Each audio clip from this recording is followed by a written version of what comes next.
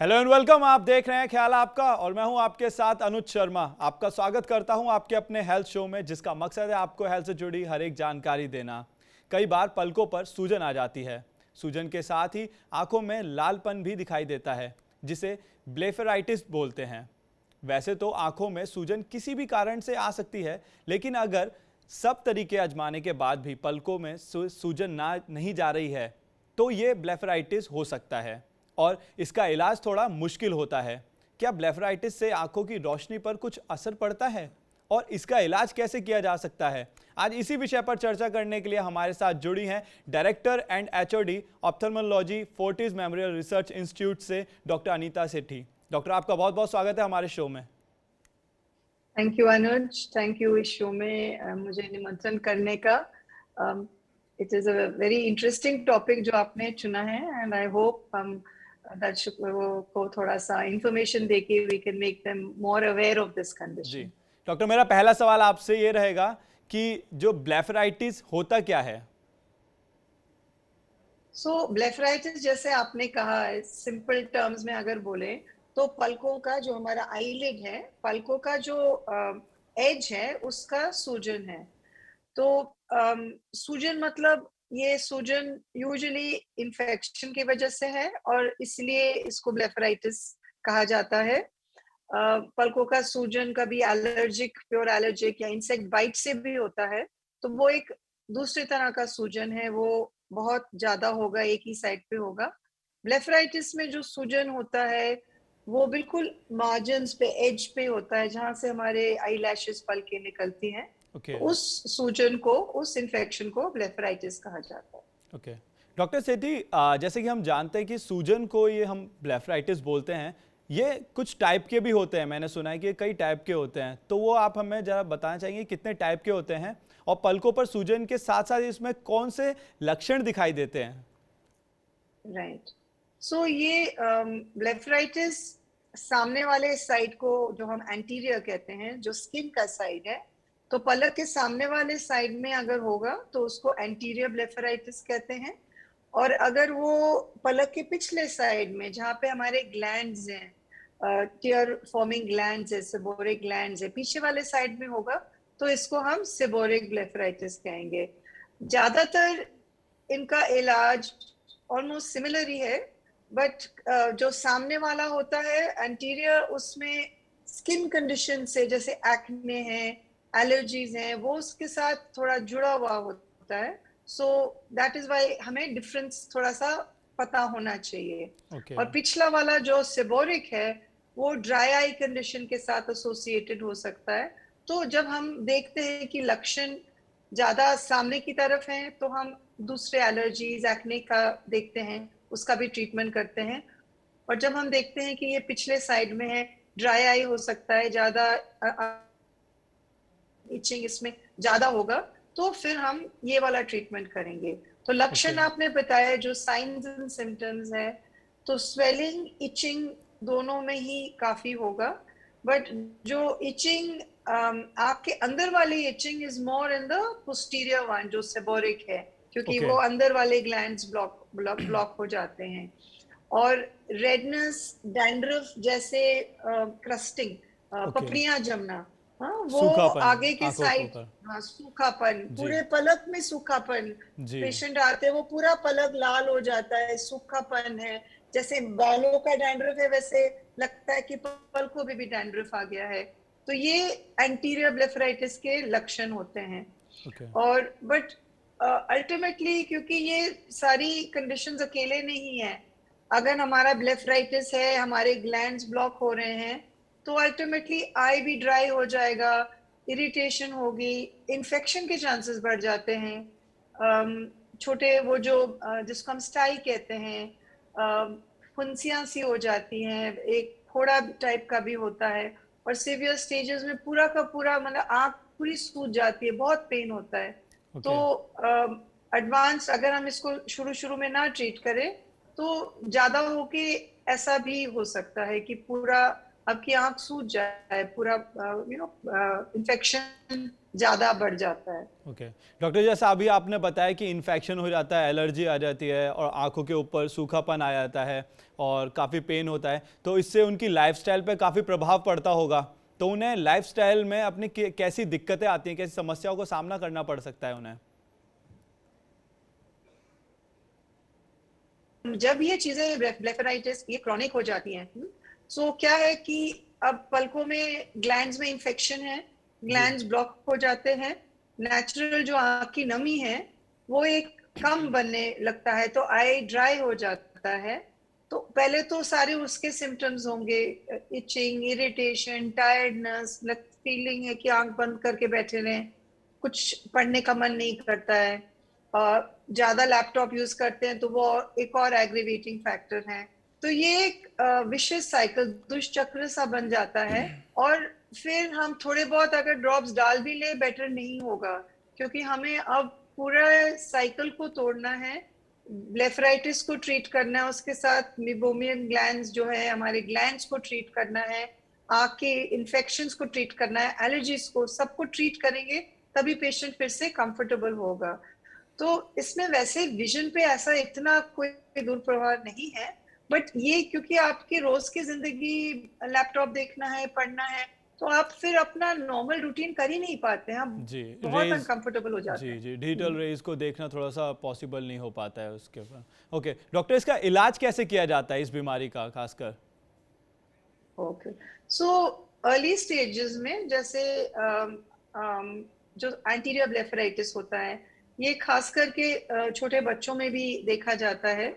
इसका ट्रीटमेंट है कि आप गरम पानी में थोड़ा मीठा सोडा या बोरिक पाउडर डाल के सिकाई करिए। सिकाई करने से एक तो जो क्रस्ट है, जो पपड़ियां हैं, वो सॉफ्ट हो जाएंगे और ग्लैंड्स का मुंह खुल जाता है। फिर जो भी हम लोग ऑइंटमेंट आपको देते हैं और ड्रॉप्स देते हैं, वो अच्छे से ग्लैंड्स के अंदर जाके इन्फेक्शन को ठीक कर देते हैं। कुछ केसेस थोड़े ज्यादा क्रॉनिक और सिवियर होते हैं, उसमें खाने का भी एंटीबायोटिक देना पड़ता है और डालने का भी एंटीबायोटिक देना पड़ता है। अगेन जैसे कॉन्टैक्ट लेंस वेयरर्स होते हैं, वो भी एक एग्रीवेटिंग फैक्टर है, क्योंकि कॉन्टैक्ट लेंसेज से आंखों की एलर्जीज बढ़ जाती है। वो पलक के ऊपर कॉन्टैक्ट लेंस का रोज रब करता है, तो वो एक एलर्जी करता है। तो कॉन्टैक्ट लेंस वेयरर्स या अदर लोग जो एलर्जिक ज्यादा है सीजन चेंज में खासकर, तो इनको anti allergic treatment, contact lens wearing time को कम करना, ओके। एंटी एलर्जिक ड्रॉप्स भी होते हैं, खाने के भी होते हैं, तो वो एक एक्स्ट्रा ट्रीटमेंट इन लोगों में होता है। और कुछ लोगों के विटामिन डेफिशिएंसीज भी होते हैं, थायराइड प्रॉब्लम्स भी होते हैं, ये भी इस ब्लेफराइटिस मीबोमाइटिस को बढ़ावा देते हैं। तो डायबिटिक पेशेंट्स में वैसे भी इन्फेक्शंस ज्यादा होते हैं। ओके। सो कोई भी आपके systemic problems, vitamin D deficiency, thyroid problem, diabetes problem, इन सब को भी ट्रीट करना होता है, क्योंकि बॉडी सब एक है ना, कोई अलग से बीमारियां नहीं होती है, कुछ कुछ इफेक्ट सब जगह में हो सकता है। तो ओके। आपको एक कॉम्प्रिहेंसिव ट्रीटमेंट देना चाहिए। ये नहीं है कि हाँ थोड़ा सूखापन लग रहा है, पपड़िया है, तो एक ड्रॉप डाल दिया और फिर क्यों नहीं ठीक हुआ। ओके। तो कभी कभी हमें कुछ ग्लैंड्स के लिए इवैल्यूएशन, हम लोग मीबोग्राफी करते हैं, ग्लैंड्स का इवैल्यूएशन करते हैं, एंड देन अगर कोई बहुत क्रॉनिक है या बहुत सिम्टोमेटिक है, हमारे पास और भी थेरेपीज हैं, पर ज्यादातर इतनी जरूरत नहीं पड़ती है। गरम सिकाई बहुत हेल्प करता है और local antibiotic drops, lubricating drops भी बहुत हेल्प करता है। डॉक्टर, मैं इसी में ऐड और करना चाहूँगा, आपसे पूछना ये चाहूँगा कि कुछ लोगों का ऐसा होता है कि वो लोग दवाई भी खा लेते हैं और क्या कहते हैं उसमें ड्रॉप्स भी डाल लेते हैं, पर कई बार ये चीज़ें सीवियर कर देती हैं उस प्रॉब्लम को। तो क्या इस इशू में उन्हें सर्जरी करवानी पड़ सकती है? और अगर सर्जरी करवानी पड़ती है तो वो कौन सी सर्जरी है जो इसमें होती है? सर्जरी इसमें जो ब्लेफराइटिस या ड्राई आई डिजीज है या मेबोमाइटिस है, ग्लैंड्स का इंफेक्शन, इसमें जी। नॉर्मली कोई सर्जरी नहीं होता है। बट अगर आपका वो स्टाई बन जाए ना, वो जो एक गांठ सी बन जाती है या फोड़ा, वो अगर स्टाई बन जाए, और या कलेजियन जो बहुत दिनों से छोटा मटर की तरह, मटर के दाना की तरह बहुत महीनों से पड़ा रहता है, तो वो बिना सर्जरी के नहीं ठीक होगा। ये माइनर सर्जरी है, बट इसको अगर हम प्रिवेंट कर सके, स्टाई को जैसे अगर स्टाई बनता है या सूजन आती है, हम उसी टाइम उसको एंटीबायोटिक करेक्टली ट्रीट करें, तो वो बेटर रहता है। ब्लेफराइटिस के लिए ऐसा कोई सर्जरी नहीं, ऐसी कोई सर्जरी नहीं है, but yes, chronic dry eye, अगर आपका मीबोमाइटिस या ड्राई आई बहुत लंबा चल रहा है और दवाइयों से ठीक नहीं हो रहा है, तो उसके लिए हमारे पास ट्रीटमेंट्स है, थेरेपीज हैं, आईपीएल थेरेपी, लिपीफ्लो थेरेपी, ये थेरेपीज हैं। इसमें वैसे यूजुअली सर्जरी की जरूरत नहीं पड़ती है। ओके डॉक्टर, कुछ लोग ऐसे होते हैं जिनकी ये स्वेलिंग बहुत जल्दी सही हो जाती है, पर कुछ टाइम बाद ये स्वेलिंग फिर दोबारा होने लगती है। तो उन लोगों को खासकर किन चीज़ों का ख्याल रखना चाहिए, किन बातों का ख्याल रखना चाहिए, ध्यान रखना चाहिए, जिससे उनको ये सूजन ना हो? एक तो जब भी ऐसे आईज में प्रॉब्लम हो, रेडनेस, इचिंग वगैरह हो, आप पूरा ट्रीटमेंट ले। और क्या होता है कि थोड़ा सा ठीक हो जाता है तो फिर ट्रीटमेंट हम लोग बंद कर देते हैं कि ठीक तो हो गया है, बट अगर हम जड़ से बीमारी को नहीं निकालेंगे तो वो फिर दोबारा वापस आ जाएगा। और कई एग्रीवेटिंग फैक्टर्स हैं, जैसे एलर्जीज है, सीजन चेंज होता है, या कोई बच्चे स्विमिंग जाते हैं उसमें क्लोरीन होता है और कई सारे इम्प्योरिटीज पानी में होता है, वो एग्रीवेट कर सकता है। कई लोगों को डस्ट एलर्जी है, कई लोगों को बहुत ज्यादा कॉमन है, और कई लोगों में हमें पता ही नहीं चलता वो किस चीज से एलर्जिक है, बट हमें दिखता है कि आईज में इनके एलर्जी है, इनके ये सिम्टम्स रहेंगे। जब भी कोई ट्रीटमेंट दिया जाता है, एक तो आप कोर्स पूरा करिए, जैसे आपको फॉलो अप पे बुलाया जाता है कि मेंटेनेंस के लिए क्या करना है, वैसे करिए। स्क्रीन टाइम भी एक बहुत एग्रीवेटिंग फैक्टर है। स्क्रीन टाइम जहां अवॉइड कर सकते हैं या ब्रेक्स लेना जरूरी है। एक डिस्टेंस पे स्क्रीन को यूज करें ताकि स्ट्रेन ना आए आईज पे। एंड बच्चों को खास करके रेगुलर आई चेकअप्स कराएं। Rubbing of the eyes always इसको और खराब करता है, तो आई को रब बिल्कुल नहीं करना चाहिए। इचिंग ज्यादा हो तो हॉट या कोल्ड कंप्रेस करें, आई को रब। डस्ट, कुछ लोगों को हवा से आई जब बहुत सेंसिटिव है, हवा भी अवॉइड करिए ताकि आई और ड्राई ना हो। तो ओके अपने सिम्टम्स को पहचानिए और जब जरूरत डॉक्टर के पास जाइए, ताकि आपको एक पूरा ट्रीटमेंट कोर्स दिया जाएगा कि हम इस बीमारी को अंडर कंट्रोल करें। ओके डॉक्टर, अभी आपने बच्चों की बात की, तो बच्चों की आंखें काफ़ी सेंसिटिव होती है, तो मतलब बच्चों के लिए पेरेंट्स को क्या करना चाहिए खासकर? ऐसा नहीं है कि बच्चों की आईज अडल्ट की आई से ज्यादा सेंसिटिव है, ऐसा नहीं है। ओके बट बच्चों को वो समझते थोड़े कम है, कभी उनको समझ ही नहीं आया कि आई रबिंग आंख के लिए खराब है।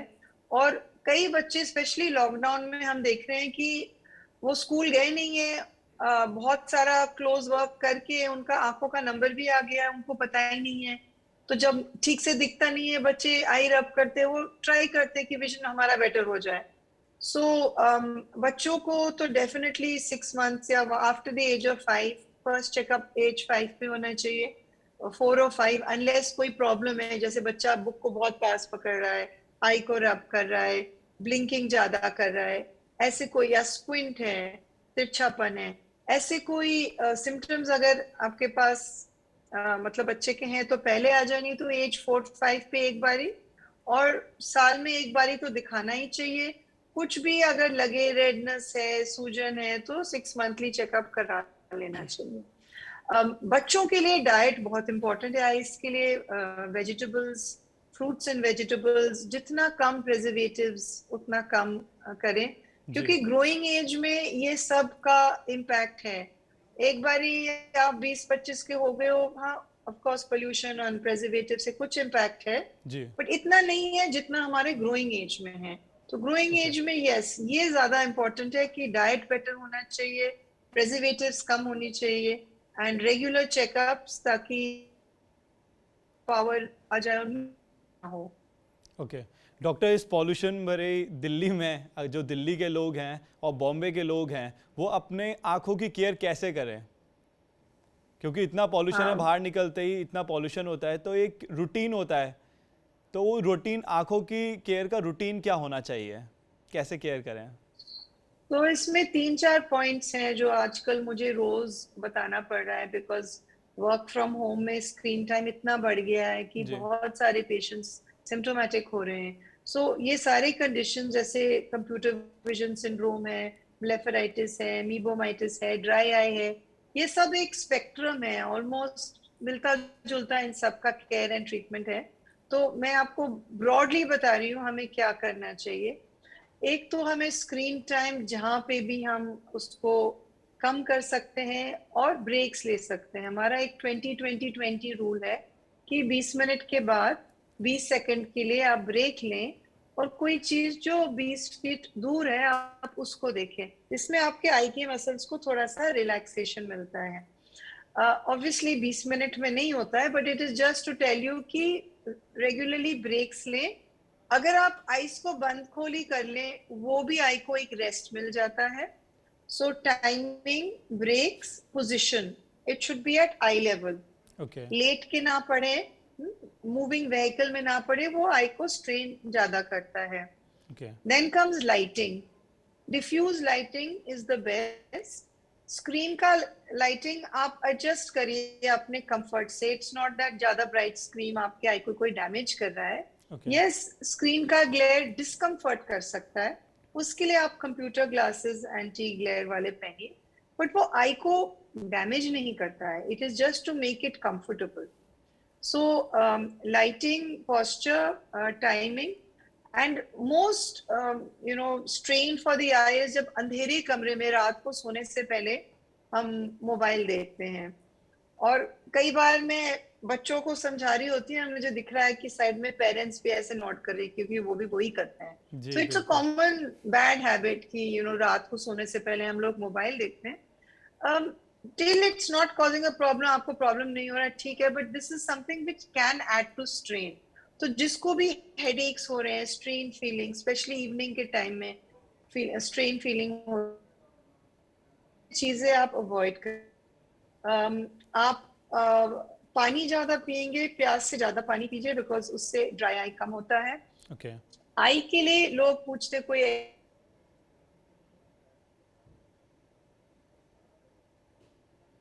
बॉडी का जो एक्सरसाइज करेंगे, जैसे walking, yoga, cycling, any exercise, eye की भी सर्कुलेशन उससे इम्प्रूव होगा.